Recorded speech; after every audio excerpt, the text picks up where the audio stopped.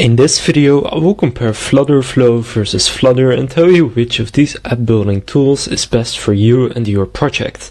So in my opinion, one of them is easier to use and one of them is best for more complex projects, and the other one is easier and just helps you create projects quicker, and the other one is just better for simpler projects or if you require quick turnarounds.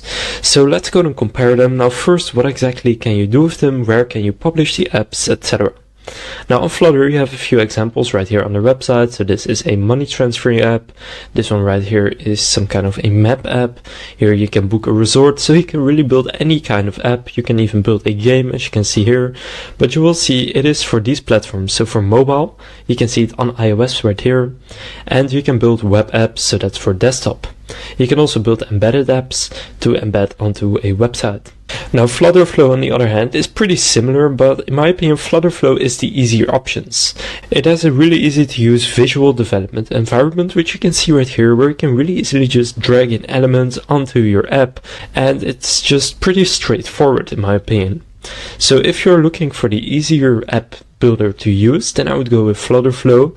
If you're looking for an app builder that provides more control and flexibility, and potentially if you require more in-depth development work, then I would go with Flutter. However, FlutterFlow offers a more accessible starting point to most people with the visual development, which you can see here how it works, and that makes it suitable for simpler projects and projects that need a quick turnaround. So if you want to create a simpler project and you don't have much experience, then I would go with FlutterFlow. If you want more control and basically more flexibility, then I would go with Flutter. Now in terms of pricing, you can get started with FlutterFlow completely for free, and if you actually want to launch your app on the App Store or Google Play Store, then it costs $70 per month. Now Flutter doesn't have a straightforward pricing plan, but most likely it is much more expensive to create an app on Flutter compared to FlutterFlow.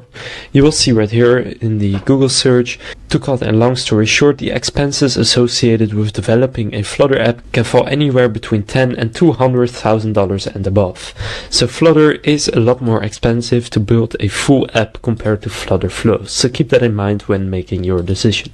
So that concludes this comparison of FlutterFlow versus Flutter.